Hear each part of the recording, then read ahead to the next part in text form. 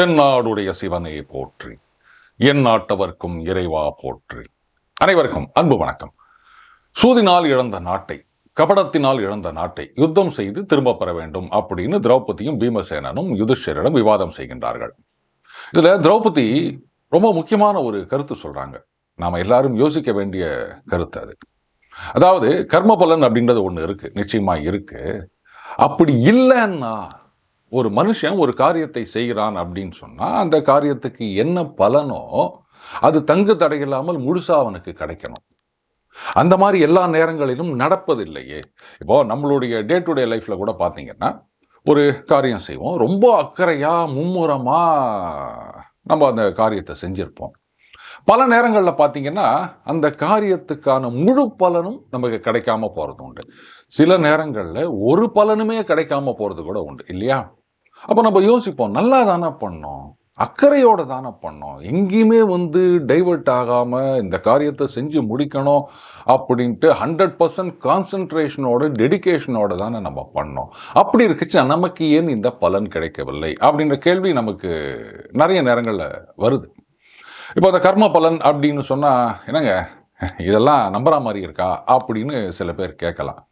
எல்லாவற்றையுமே black and ஒயிட்டா prove பண்ண முடியாது. உதாரணத்துக்கு இந்த பிளாக் ஹோல் அப்படின்றது, இந்த பிளாக் ஹோல் அப்படின்றது ஒரு தியரியாக ஆரம்பிக்கப்பட்டது. அதுக்கப்புறமா வேறு சில இன்டைரக்ட் எவிடன்சஸ் இதையெல்லாம் வச்சு ஆமாம் பிளாக் ஹோல்னு ஒன்று இருக்கணும், இருக்கு அப்படின்னு நிறுவுகின்றார்கள். இப்போ இங்கெங்கெல்லாம் பிளாக் ஹோல் இருக்கலாம் அப்படின்லாம் ஐடென்டிஃபை பண்ணிட்டு இருக்காங்க.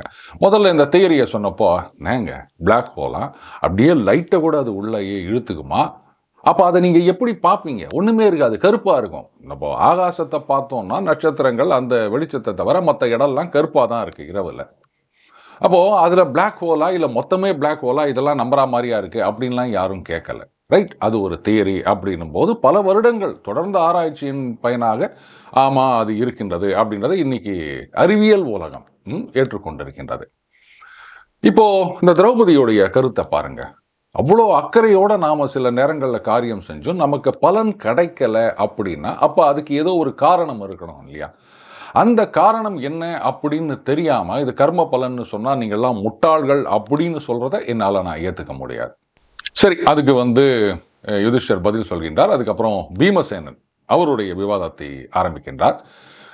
அப்போ தான் யுதிஷ்டர் சொல்கிறார், இல்லை அந்த சூதில் துரியோதனன் அவனுடைய நாட்டை நாம் எடுத்துக்கலாம் அப்படின்னு நான் ஒரு ஆசைப்பட்டேன், அதனுடைய பலனைத்தான் நான் அனுபவிக்கிறோம் அப்படின்னு கன்ஃபஸ் பண்ணதையும் நம்ம பார்த்தோம். அப்போது யுதிஷ்டர் சொல்கிறார், உன்னுடைய வார்த்தை என்னும் பானங்களால் என்னை வதைக்கிறாய் பீமசேனா அப்படின்றாரு. சூதாட கூப்பிட்டான், போனோம். அவன் பாட்டுக்கு அப்படியே பந்தயமாக போட்டுட்டு இருக்கும்போது எனக்கும் கோபம் வந்து விட்டது. எல்லாவற்றையும் இழந்து அடிமைகளானோம், திரௌபதியால் காக்கப்பட்டோம் அப்படின்றாரு. அது நண்பர்களுக்கு நினைவு இருக்கும் அப்படின்னு நினைக்கிறேன். எல்லாவற்றையும் இழந்து திரௌபதியும் வச்சு தோத்துடுறாங்க. அதற்கு பிறகு திருதராஷ்டிரருக்கு ஏதோ கொஞ்சம் நல்ல எண்ணம் வருகின்றது. திரௌபதியை கூப்பிட்டு, அம்மா நீ என்னுடைய மருமக, உனக்கு இந்த மாதிரி பண்ணது ரொம்ப தப்பு, அதனால நான் உனக்கு ஒரு வரம் கொடுக்கிறேன், என்ன வேணும் கேளு அப்படின்றாரு. அப்போதான் திரௌபதி இவர்களெல்லாம் அடிமைகளை இல்லை அப்படின்னு ஆக்க வேண்டும்ன்றாரு. அதே மாதிரி அந்த வரத்தை கொடுக்கிறார், மறுபடியும் வரம் கொடுக்கிறார். 3வது வரம் கொடுக்கும்போது திரௌபதி வேணாம் அப்படின்றார். அதனால தான் அதை யுதிஷ்டர் இங்கே நினைவு கூறுகிறார், திரௌபதியால் காக்கப்பட்டோம் அப்படின்றாரு. அதுக்கப்புறம் நாட்டுக்கு கிளம்பி போறாங்க. அதுக்குள்ள இந்த சகுனி அன்கோ மறுபடியும் ஏதோ கொஞ்சம் நல்ல புத்தி வந்திருக்கு திருதராஷ்டிரனுக்கு, அதை மாற்றி அவர் மனசை கரைச்சி மறுபடியும் ஒரு பந்தயத்துக்கு கூப்பிடுங்க அப்படின்னு அவங்கள போறவங்களை பாதியில் கூப்பிட்டுட்டு மறுபடியும் சூதாடி இந்த கண்டிஷனை போடுறாங்க. இப்போ யுதிஷ்டர் சொல்றாரு, நாம போனவங்களை ஒரே ஒரு ஆட்டம் அப்படின்னு கூப்பிட்டாங்க, ஒரே ஒரு ஆட்டம் ஆடுவோம். பந்தயம் என்ன, 12 வருஷம் நீங்கள் காட்டுக்கு போனோம், 1 வருஷம் யார் கண்டலையும் படக்கூடாது. ஆனால் அந்த 13வது வருஷத்தில் யாராவது உங்களை கண்டுபிடிச்சிட்டாங்க அப்படின்னு சொன்னால் மறுபடியும் அந்த 12 வருஷம் 1 வருஷம் அப்படின்னு ஆரம்பிக்கணும். ஒருவேளை நாங்கள் தோத்துட்டா நாங்கள் எல்லாத்தையும் விட்டுட்டு போகிறோம் இப்படின்னு பந்தயம் வச்சாங்க. எல்லார் முன்னாடியும் இந்த பந்தயம் வைத்தார்கள். அதை நாம் ஒத்துக்கொண்டு தான் ஆடினோம். இப்போ யுதிஷ்டர் கேட்கிறாரு பீமனை பார்த்து, அந்த இடத்துல நீ என்ன சொன்ன? இந்த யுதிஷ்டரின் கைகளை எரிப்பேன் அப்படின்னு சொன்ன. ஞாபகம் இருக்கா? அர்ஜுனன் தான் உன்னை தடுத்தான். ஏன் அப்பவே உனக்கு அவ்வளவு திறமை இருக்கின்றது, வீரம் இருக்கின்றது அப்படின்னா சண்டை செய்ய வேண்டியது தானே? ஏன் செய்யவில்லை? மரணம் மாதிரி வந்த இந்த தோல்வியை ஏற்றுக்கொண்டு இப்ப காட்டுக்குள்ள வந்துட்டோம். இங்க அன்னைக்கு சும்மா இருந்துட்டு இங்க என்ன வரம்பு மீறி பேசுகின்றாயே பீமசேனா அப்படின்றார். தர்மம் அதுதான் எல்லாற்றையும் விட முக்கியமானது பீமசேனா. அதையே புரட்டி போட சொல்றிய நீ என்ன? கீர்த்தி, புத்திரர்கள், செல்வம் எல்லாத்துக்கும் மேல தர்மம் முக்கியமானது. தர்மத்துடைய 16ல் 1 பங்குக்கு கூட இதெல்லாம் ஈடாகாது பீமசேனா. நீ இந்த மாதிரி பண்ண சொல்றிய. பெரியவர்கள் தர்மத்தை விட்டுட்டு அதனால நாடு, செல்வம் எது வந்தாலும் அது மரணத்துக்கு சமானமானதுன்னு சொல்லுவாங்க. அப்படி இருக்கச்சு என்ன போய் நீ இந்த மாதிரி பண்ண சொல்றிய அப்படின்றார். இப்போ மறுபடியும் பீமசேனன் யுதிஷ்டருக்கு பதில் கூறுகின்றான். அதாவது இந்த காலமானது பானம் மாதிரி போயிட்டே இருக்கும், அளவில்லாதது. அந்த காலத்தை பிரமாணமாக வைத்து நீங்க இந்த மாதிரி பேசிட்டு இருக்கீங்க. இதுல கொஞ்சம் கடுமையாக பேச போகின்றான் பீமசேனன். அந்த அளவுக்கு அவனுக்கு கோபம் வந்திருக்கின்றது. அவன் சொல்றான், ஏதாவது காலம் காலம் அப்படின்னு சொல்லிட்டு இருக்கீங்க. அதாவது யுதிஷ்டர் அந்த சபதம் எடுத்திருக்காரு இல்லையா, அந்த 13 வருடங்கள் கழித்த பிறகு எது ஒன்னா பண்ணலாம் அப்படின்றது அவருடைய ஸ்டாண்டு. இந்த காலம் இதற்காக காத்திருப்பது யாரால முடியும் அப்படின்னு சொன்னா, மரணமே இல்லாம இருக்காங்க பாருங்க, அவங்களால மட்டும்தான். இந்த மனிதனுக்கு மரணம் எப்ப வேணுமானாலும் வரக்கூடியது. தேகம் அப்படின்னு வந்தாச்சுன்னா அதன் கூடவே மரணமும் இருக்கின்றது. அப்படி இருந்துச்சு நீங்க 13 வருஷம் காலத்துக்காக காத்து கொண்டிருக்கின்றேன் அப்படின்னு சொல்றீங்களே, இது நியாயமா? சத்திரியர்கள் யுத்தம் செய்ய வேண்டும். இதுல பீமசேனன் இன்னொரு கருத்தை கூறுகின்றார். அநியாயம் செய்யறவன், அக்கிரமம் செய்யறவன், அவனை கொன்னுட்டு உடனடியா நரகத்துக்கு போனோம் அப்படின்னாலும் அது சொர்க்கத்துக்கு சமமானது. ஏன்னா இங்க இந்த அரசன் யாரை கொள்கின்றான்? அநியாயம் செய்யறவன், அக்கிரமம் செய்யறவன். அதனால அதுவும் தகுந்ததே அப்படின்றான் பீமசேனன். சொல்லிட்டு, என்ன நீங்க பிராமணர்கள் மாதிரி தயவுதாட்சியம் பார்த்துட்டு இருக்கீங்க? எப்படி நீங்க சத்திரியராக பிறந்தீர்கள் அப்படின்னு கடுமையான வார்த்தைகளை பிரயோகிக்கின்றான் பீமசேனன். ஏற்கனவே யுதிஷ்டர் சொல்லிட்டாரு, வார்த்தை எனும் பானங்களால் என்னை வதைக்கின்றாய் பீமசேனா அப்படின்னு. இப்போ அதை விட கொடிய வார்த்தைகளை பிரயோகிக்கின்றான். பிராமணர் மாதிரி தயவுதாட்சியம் பேசிட்டு இருக்கீங்க. தயை புரியும் குணம் உங்களுக்கு எப்படி வந்தது? நீங்கெல்லாம் எப்படி சத்திரிய குலத்துல பிறந்தீங்கன்னு எனக்கு ஆச்சரியமா இருக்கு அப்படின்றான். இந்த மாதிரி கஷ்டப்பட்டு இருக்கோம். அந்த தாபம் என்னை நெருப்பாக வாட்டுகிறது. அர்ஜுனனை பாருங்க, அவனுக்கும் அந்த தாபம் அவனை நெருப்பில் இட்டது போல் வாட்டுகின்றது. நகுல, சகாதேவர்கள் எல்லாரும் உங்களுக்காக கட்டுப்பட்டு இருக்காங்க. ஆனா அத்தனை பேரும் யுத்தம் வேண்டும், யுத்தம் வேண்டும் அப்படின்னு தான் நினைச்சிட்டு இருக்காங்க. நீங்க தான் எல்லாரையும் தடுத்து வச்சிருக்கீங்க பிரஜைகளை காப்பாற்றுவதற்காக. அப்போ யுத்தம் செய்வது சத்திரியர்களுக்கு விதிக்கப்பட்டிருக்கின்றது. நீ சத்திரிய ராஜன் தானே, அப்ப அதைத்தானே செய்யணும். அதை செய்யாம இருக்கீங்களே அப்படின்னு கேட்கிறான் பீமசேனன். இப்போ யுதிஷ்டர் ரொம்ப பொறுமையா பதில் சொல்றாரு. இதுதாங்க யுதிஷ்டர் கிட்ட இருந்து நம்ம கத்துக்க வேண்டிய விஷயம். கடுமையான சொற்களை பிரயோகிக்கின்றான் பீமசேனன்.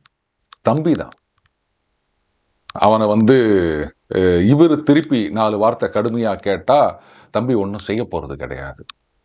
ஆனாலும் அந்த இடத்துல பொறுமையை கடைபிடிக்கின்றார். அவர் சொல்றாரு, பீமசேனா, ராஜ தர்மம் அப்படின்னு எல்லா தர்மங்களையும் கேட்டு தெரிந்து கொண்டவன் நான். இந்த பிடிவாதத்தை கொண்டு செய்கின்ற எந்த ஒரு தீய காரியமும் பெரிய அனர்த்தத்துல தான் முடியும் அப்படின்றாரு. இப்பதான் ஒரு காரியத்தை, நல்ல காரியத்தை எப்படி செய்ய வேண்டும் அப்படின்றதுக்கு ரொம்ப அழகா நமக்கெல்லாம் ஒரு ப்ளூ பிரிண்ட் கொடுக்கிறார் யுதிஷ்டர். அதாவது ஒரு நல்ல காரியத்தை எப்படி செய்யணும் அப்படின்னா நன்றாக ஆலோசிக்க வேண்டும் அப்படின்றாரு ஃபர்ஸ்ட் கண்டிஷன். அடுத்தது நன்கு நிச்சயம் செய்யப்பட வேண்டும் அப்படின்றாரு. அடுத்தது நன்கு துவங்கப்பட வேண்டும் அப்படின்றாரு. கடைசியா நன்கு முடிக்கப்பட வேண்டும் அப்படின்றாரு. என்ன சார் இது ஏதோ ஸ்பிளிட்டிங் த ஹேர் மாதிரி இருக்கு. ஒரு காரியத்தை நல்லா செய்யணும், டெடிகேஷனோடு செய்யணும் அப்படின்றத இப்படி நாளா உடைச்சிருக்காரு அப்படின்னா இதற்கு பின்னாடி ஏராளமான அர்த்தம் இருக்கின்றது நண்பர்களே. அதாவது நன்கு ஆலோசிக்க வேண்டும் அப்படின்னா முதல்ல ஒரு காரியத்தை செய்யறோம் அப்படின்னு சொன்னா அந்த ப்ரோஸ் அண்ட் கான்ஸ்னு சொல்லுவாங்க இல்லையா, சாதக பாதகங்கள்.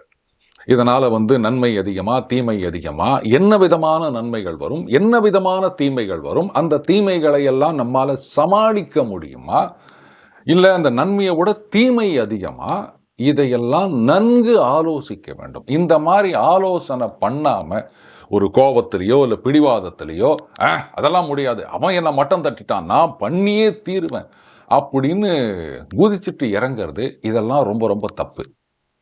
எந்தெந்த நேரத்தில் எதை பண்ணணும், அதுக்கு காலம், இடம், பொருள், ஏவல் எல்லாம் சரியாக அமைந்திருக்கின்றதா, அதையெல்லாம் நம்ம பார்க்கணும்.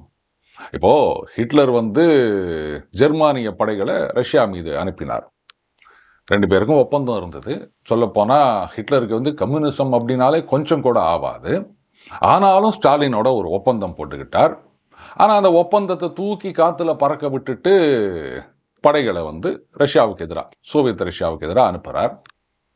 அப்போ அவர் கூட இருந்த யாருமே சொல்லியிருக்க மாட்டாங்களா, இல்லைங்க இது சரியில்லை, ரஷ்யாவை நீங்கள் இந்த மாதிரி ஒரு இராணுவத்தை அனுப்பி ஜெயிக்கணும் அப்படின்னா அதில் பெரிய கஷ்டம் சப்ளை செயின், ரொம்ப லாங் ரூட். ஏன்னா ரஷ்யா ஒரு வாஸ்ட் கண்ட்ரிங்க, இந்த கடைசியிலேருந்து அந்த கடைசி வரைக்கும் இருக்கு.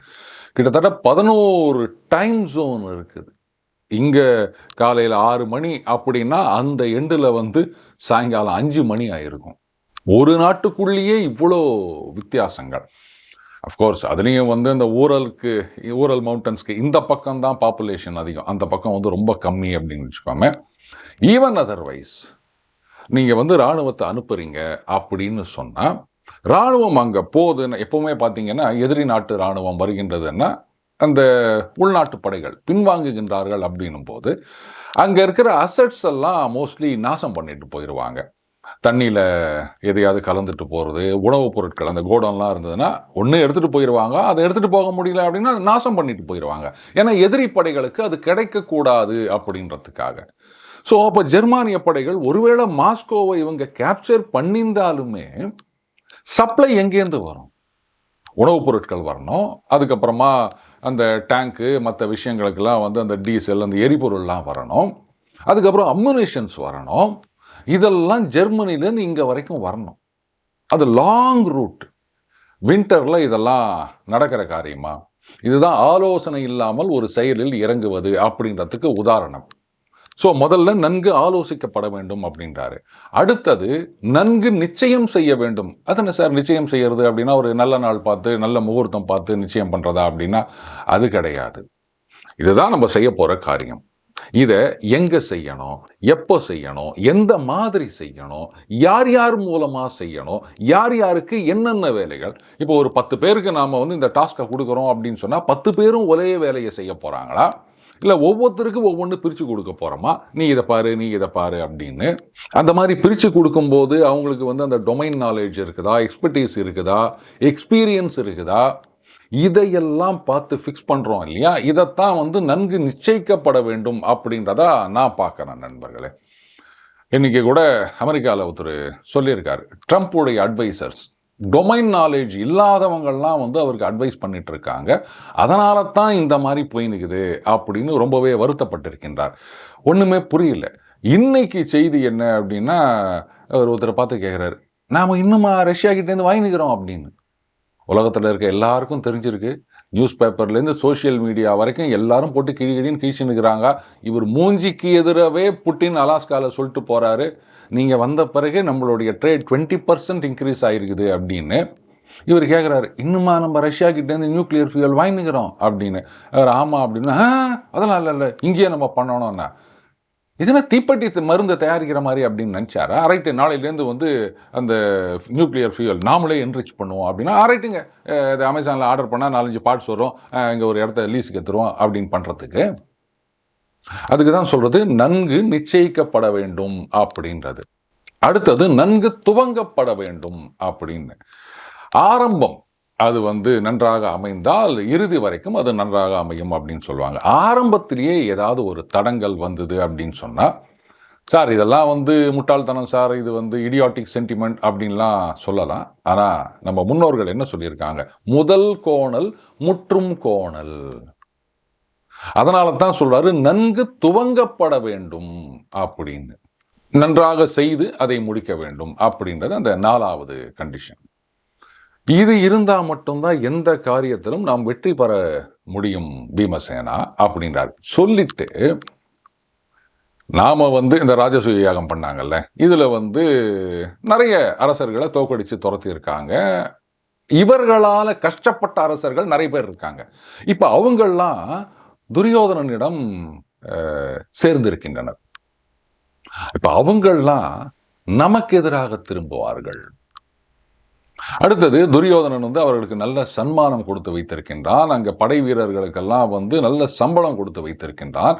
அவர்களெல்லாம் துரியோதனனுக்காக உயிரையும் விட தயாராவார்கள். எல்லாத்துக்கும் மேல பீமசேனா அங்க யார் இருக்கா பார்? பீஷ்மர், துரோணர், கிருபர், அஸ்வத்தாமன், கர்ணன்.